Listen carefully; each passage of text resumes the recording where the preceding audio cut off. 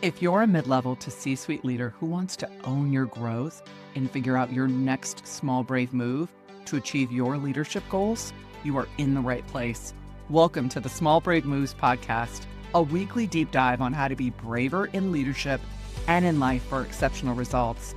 I'm your host, Nicole Bianchi, best-selling author, certified master executive coach, NSA certified speaking professional, chief bravery officer, and tough talk expert.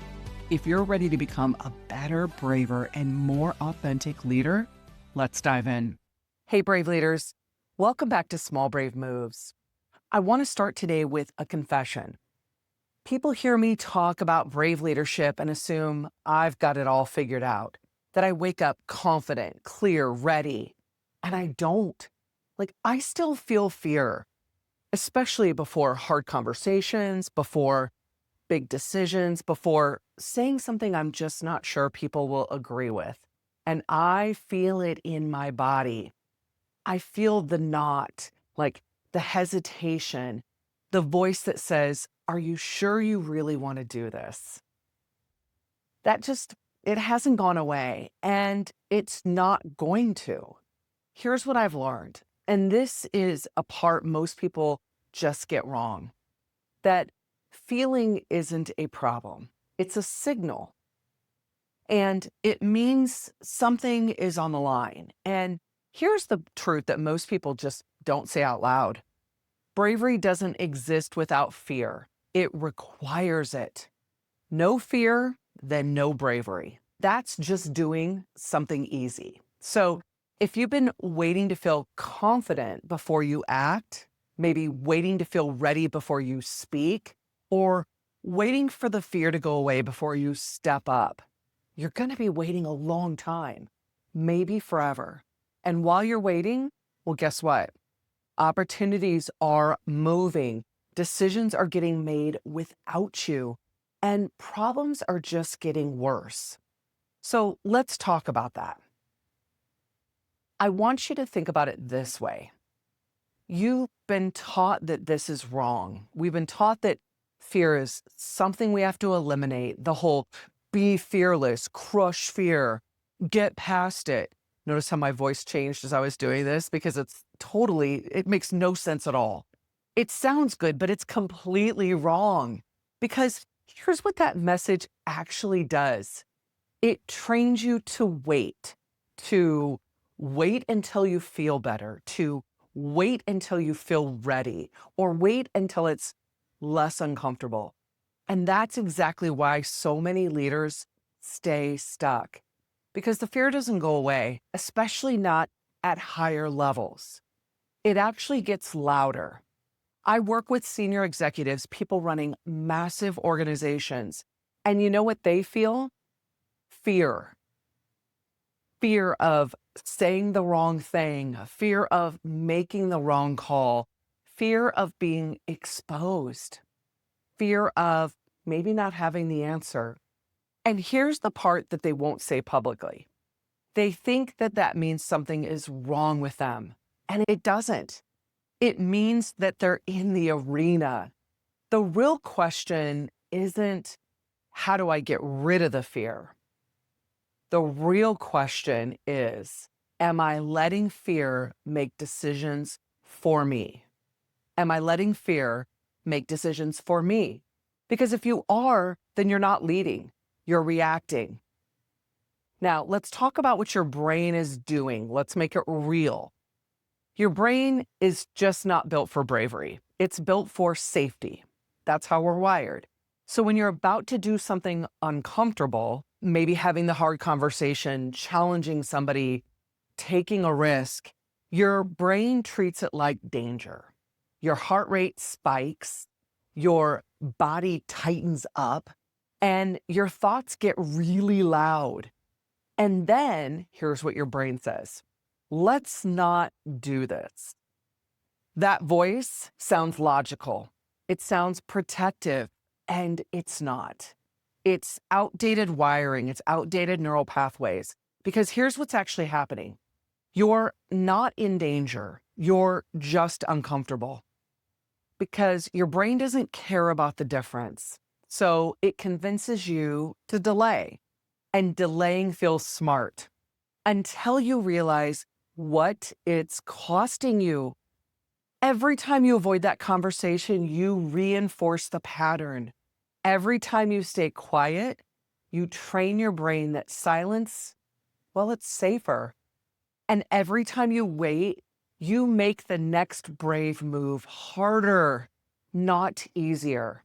So, no, confidence does not come before action. That's the lie. Confidence is built after you act. Let's talk about what this actually looks like, because this is where people underestimate the work. Bravery, it doesn't show up in the big moments first. It shows up in the ones you keep dismissing, like speaking up when it would be easier to stay quiet, saying the thing that everyone is thinking but no one's saying, giving honest feedback instead of softening it, setting a boundary instead of overcommitting again, making the call you've been avoiding for 2 weeks. Every one of those moments is a decision point. It's a decision where you're choosing comfort or courage.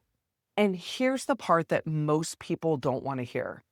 If you keep choosing comfort in the small moments, you're not magically choosing courage in the big ones. That's just not how it works. You're not going to rise to the occasion. You're going to default to whatever your pattern is. So if your pattern is avoidance, that's what shows up when it matters the most. Now, let's talk about what avoidance is costing you. Let's get real about that cost, because it isn't just about your growth. It's about your leadership impact. When you actually avoid fear, you avoid conversations that need to happen. You're delaying decisions that need to be made. You're softening feedback that needs to be very clear. And your team will feel that, even if they can't name it. So McKinsey found that 85% of executives say fear limits innovation, not talent. Think about that. Fear limits innovation, not talent, not ideas. It's fear. And here's what that looks like in real life. Conflict sits and it just gets worse. Feedback disappears, your performance drops. People play it safe and then innovation is dying. And slowly, your culture is adjusting. Not to your standards, though, but to your avoidance. And it becomes the way that things are done now. And that's the part that most leaders miss. You're not building culture through what you say. You're building it through what you don't address. Fear is not your problem. It's your response. And when we reframe that, we think about it as fear is not the enemy. Avoidance is, okay? Fear is data, and it's pointing directly at the thing that matters. So instead of asking, how do I get rid of this? I want you to ask, what is this pointing me towards? Because leaders who grow the fastest, they don't avoid fear, they follow it. They're treating it like a compass, not like a stop sign. And that changes everything. Because now fear, it doesn't block you, it directs you. Here's what I want you to do right now. Where are you feeling resistance? Not someday, now. What are you avoiding? I want you to name it. Don't soften it. And I want you to not justify it. Just name it. And then I want you to ask this. What's the smallest version of this I can do this week? It's about taking one small action, not perfection, not big, just a movement forward. Because bravery is not a personality trait, it's a pattern. And it's a pattern you're building, and you're building that muscle. You're building it the same way you'd build anything else, through repetition. So stop waiting to feel ready, because you just won't. Move anyway. This is the conversation I have to have with myself every single time I'm hesitating or delaying something. And if this is hitting you, if you're seeing this inside yourself or your team, well, this is the work. This is what I do with leaders and organizations every single day. Not theory, but practice. Building the actual skill of bravery so that your people stop avoiding those conversations, decisions, and risks that are holding everything back. If that's the gap in your organization, let's fix it. Details are in the show notes, and if this hit you, send it to someone who needs to hear it today, especially the one who keeps saying, I just need a little more time. They don't. Until next time, thank you so much. Keep making a small, brave move every single day. Thank you for joining me for this episode of the Small Brave Moves podcast. If you're wanting to take this work even deeper, I'm here to help. From engaging in inspirational keynote speeches to transformational coaching and workshops for leaders and teams, page-turning books, online courses, and enlightening leadership development retreats. There are so many ways that we can work together to take your leadership to the next level. For more information, check out the show notes, and let's do this together, one small brave move at a time. See you next week.